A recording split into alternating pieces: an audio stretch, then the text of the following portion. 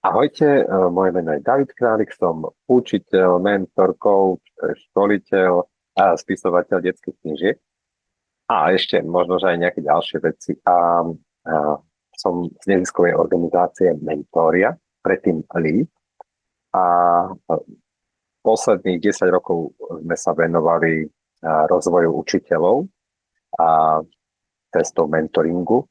A v rámci tohto rozvoja som spoznal dva úžasné nástroje, feedback a reflexiu. A rád by som vám dnes pozdielal, čo som sa o týchto nástrojoch dozvedel.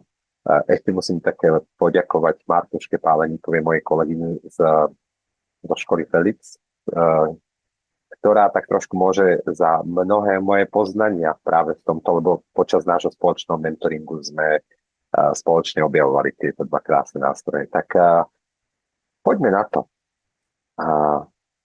Začnem tak učiteľsky, samozrejme,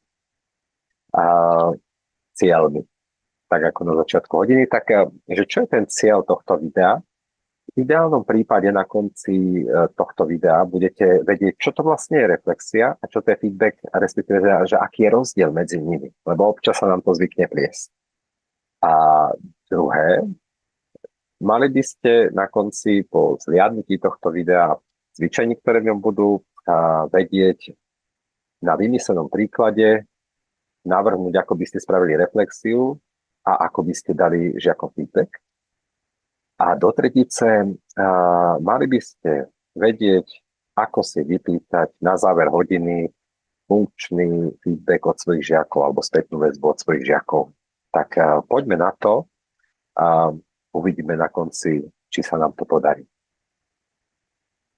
Tak začnem z pohľadu učiteľa. Čiže z pohľadu toho, kto ide ten nástroj použiť. Ak robím so žiakmi reflexiu, tak pre mňa ako učiteľa to znamená, že kladiem otázky. Aj som tam dal taký veľký žltý otáznik. A taká pomôcka k tomu, reflexia znamená zo strany učiteľa opýtovaciu vetu.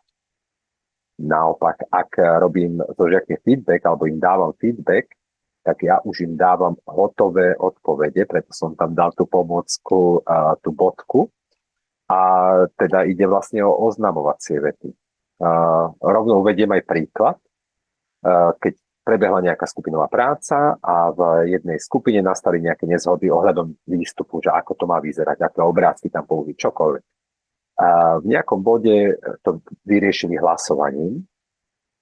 A teraz poďme sa pozrieť na to, čo by to znamenalo v praxi. Na konci hodiny, ak ako učiteľ chcem spraviť reflexiu, už viete, že kladiem otázky, tak po skončení hodiny sa pýtam, ako ste postupovali, keď ste sa nevedeli dohodnúť? Čo by sa stalo, ak by ste nenašli žiadne riešenie?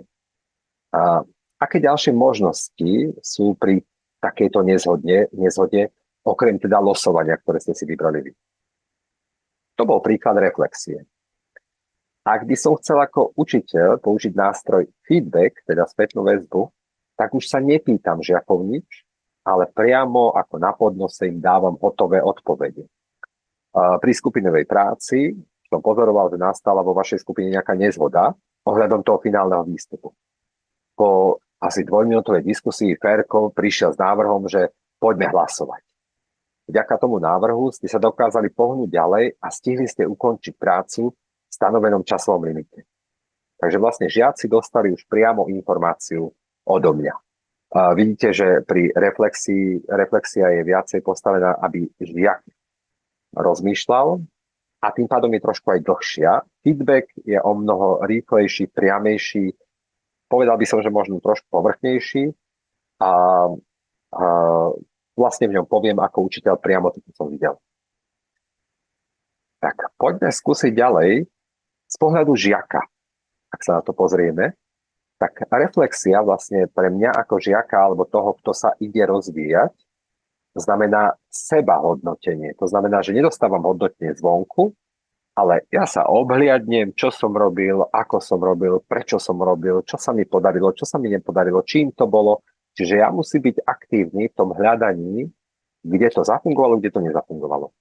Naopak, feedback by sa dalo povedať, že hodnotenie, tam nie je žiadne sebahodnotenie moje, ale od učiteľa mi prichádza hodnotenie. Nemusí to byť známka, ale keď je to slovné hodnotenie, tak je to proste feedback, kde ja som pasívny a učiteľ mi povie, ako to bolo. Dosť bolo teórie, priatelia. Poďme si skúsiť praktické cvičenie číslo 1. Predstavte si situáciu a pri skupinovej práci nestihla skupina pripraviť výstup. Výstupom mala byť nejaká scénka. Mali stanovený limit, to bolo 10 minút, a oni z tých 10 minút na prípravu scénky vlastne 8 minút venovali nejaké diskusii, teraz sa dohadovali, ako to urobia, čo urobia, neurobia. A ostávajúce 2 minúty už bolo príliš málo času na nejaký nácvik. Čo sa stalo počas prezentácie, sa samozrejme mýlili a nevedeli, kto má ísť ani čo má povedať. To bolo popis situácie. Teraz si zastavíte na chvíľočku video a skúsite si na papier napísať 3 otázky, ktoré by ste položili týmto žiakom v reflexii, aby si uvedomili, kde bol problém. Prípadne, ako by sa mohli tomu problému na budúce vyhnúť. Takže zastavte video teraz.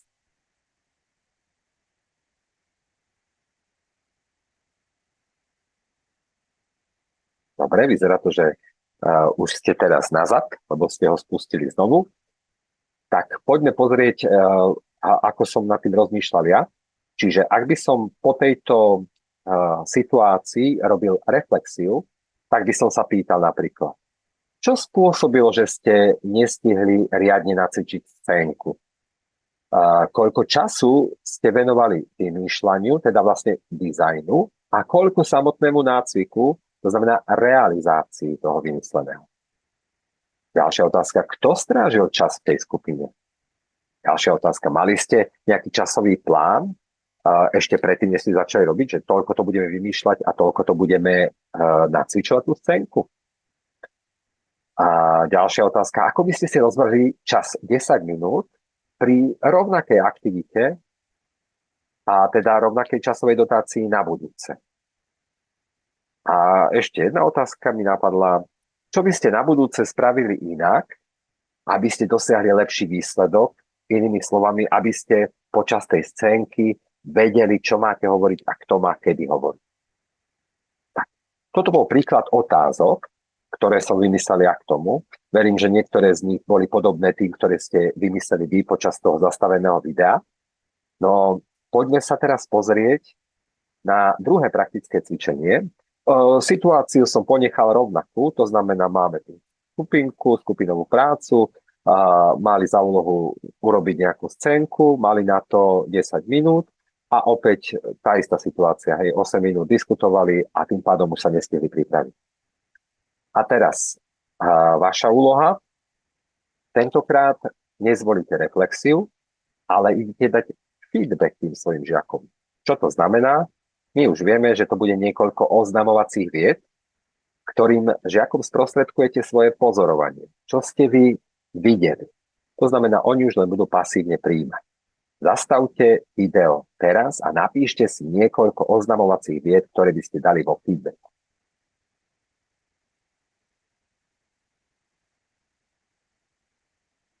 Tak, vyzerá to, že ste späť. Poďme sa teda spoločne pozrieť, že aké vety som vymyslel ja.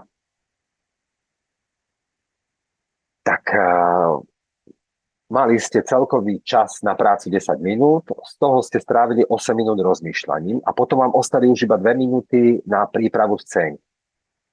Scénku ste nestihli nacvičiť a preto ste počas prezentácie nevedeli, čo máte robiť a hovoriť.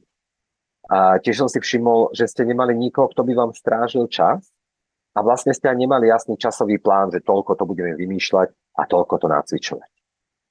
Tak, toto bol feedback.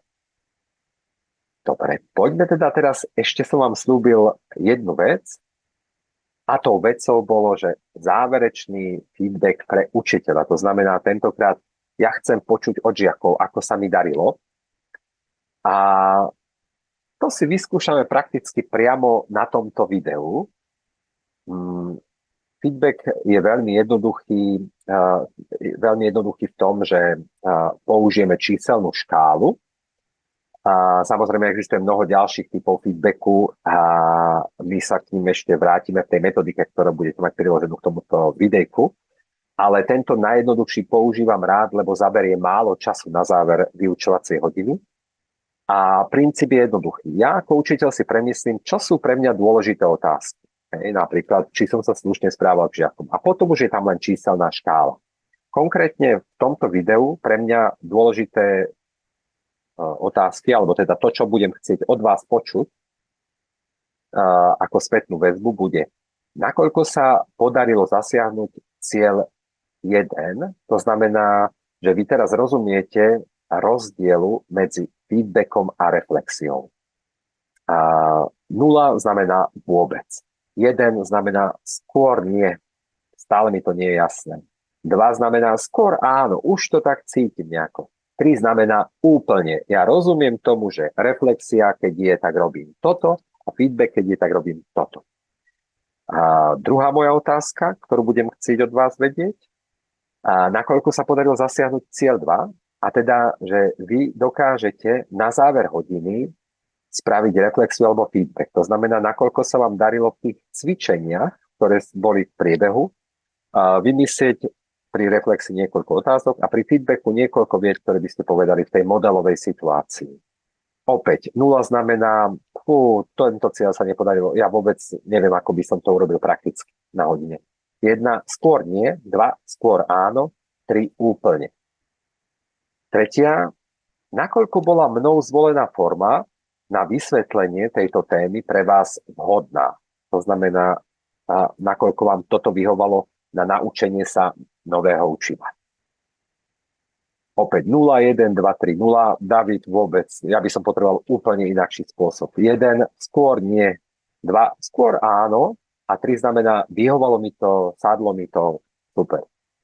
A posledné, nakoľko bol obsah tohto videa prospešný pre vás, pre váš život alebo pre vašu prácu. Opäť 0, na nič. Ja vôbec netuším, kde by som toto ja mohol použiť.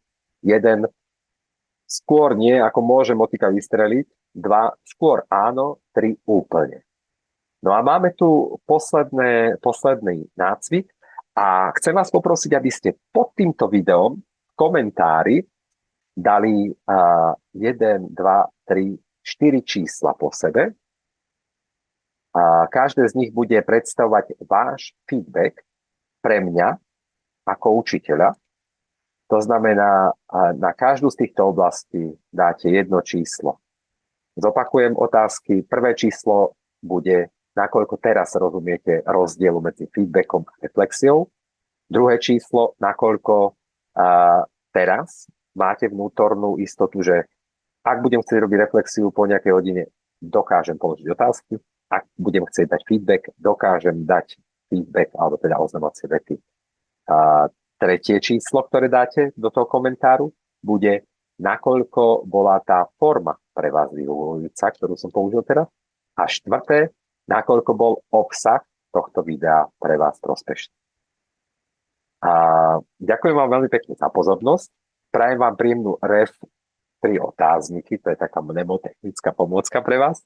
A feed 3 bodky.